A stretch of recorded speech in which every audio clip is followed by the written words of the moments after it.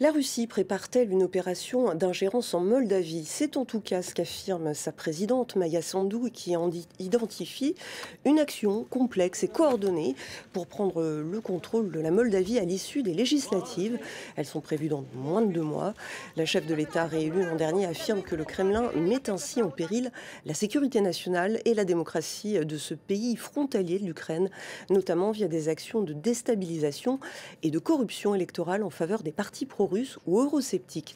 Les explications de notre correspondante Maria Gert-Niculescu. Maya Sandu a listé 10 instruments principaux utilisés par le Kremlin pour influencer le résultat des élections législatives. Dans cette liste figurent les tentatives de corruption électorale via des banques russes et via l'utilisation de crypto-monnaies. Lors du scrutin de 2024, les enquêteurs avaient déjà dévoilé une vaste opération d'achat de vote coordonnée depuis Moscou par l'oligarque fugitif Ilan Shor. La présidente moldave a aussi dénoncé des manipulations informationnelles visant à miner la confiance de la population dans les institutions de l'État, y compris via des deepfakes et la propagation de peurs liées à l'Union européenne ou à la sécurité nationale du pays.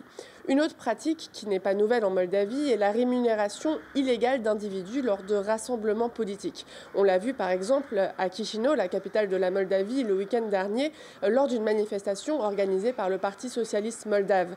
La police affirme que certains participants ont reçu des sommes équivalentes à 15 € pour leur présence à l'événement.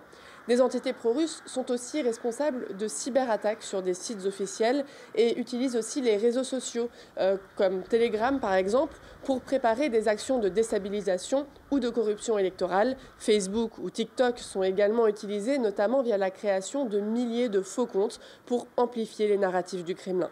À noter aussi l'instrumentalisation de l'Église orthodoxe. La chef de l'État accuse certains membres du clergé de participer à la manipulation de l'opinion publique. Des pèlerinages, financés une nouvelle fois par l'oligarque Ilan Shor, ont été organisés en Russie dans le but d'instruire certains prêtres.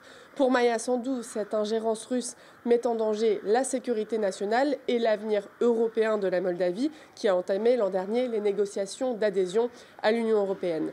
Pour l'instant, le parti pro-européen de Maya Sandu reste en tête des intentions de vote, mais pourrait perdre sa majorité absolue au Parlement.